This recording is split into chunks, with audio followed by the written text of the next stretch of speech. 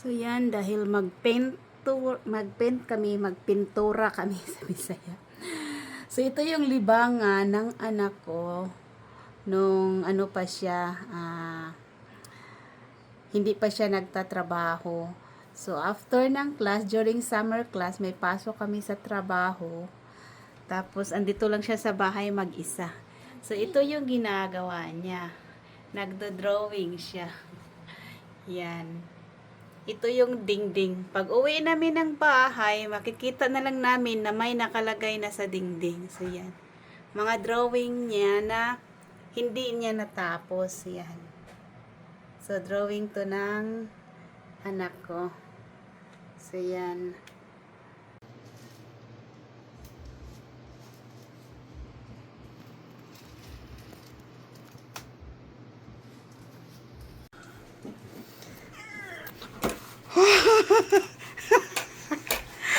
Oh my God, it's too heavy, Dad. We can't use the wood to mix. Oh, it's too heavy.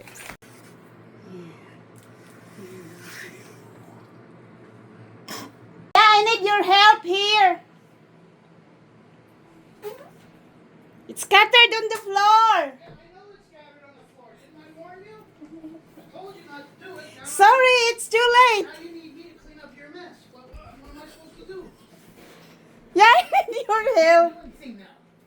Okay, sorry, I apologize. Yeah, I know, but it's too late. There's nothing I can do. Scattered on the floor. Of course it is. Oh, you didn't do it yet. Screw you. Get something to scoop it with. Ay, you go na. Aw mga guys, gahig ulo kayo akong mama ay di muli sila ko kung gina nga daghan na kayo nawa Wa kanindot niya na. naawa guys. Da-da-dan. Da-da-da-da-da-dan. Kaya mga biki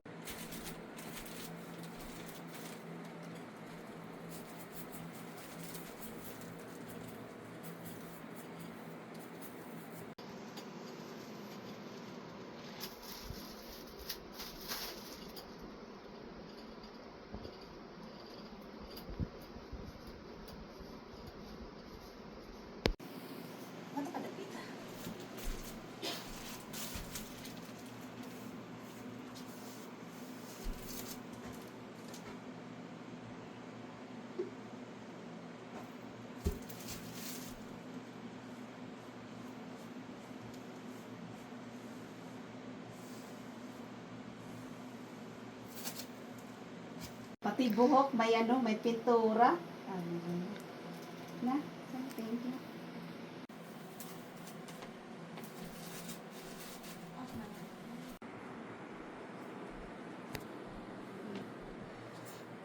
So, yan, dami pa naming tent.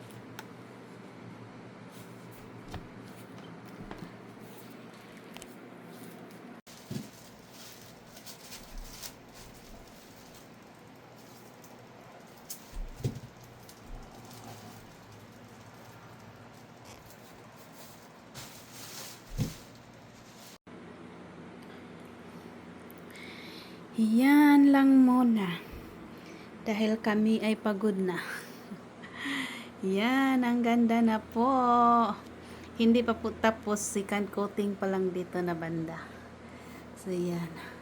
So, dami pang gagawin after. Maglilinis na naman. Yan. Pahinda. process kibalo man ko. The process.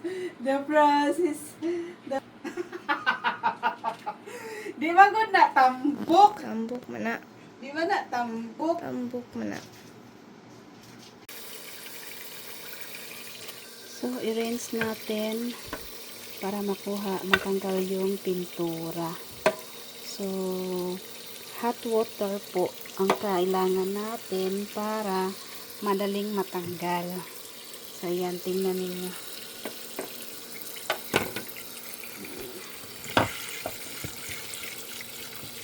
So, hot water po yan.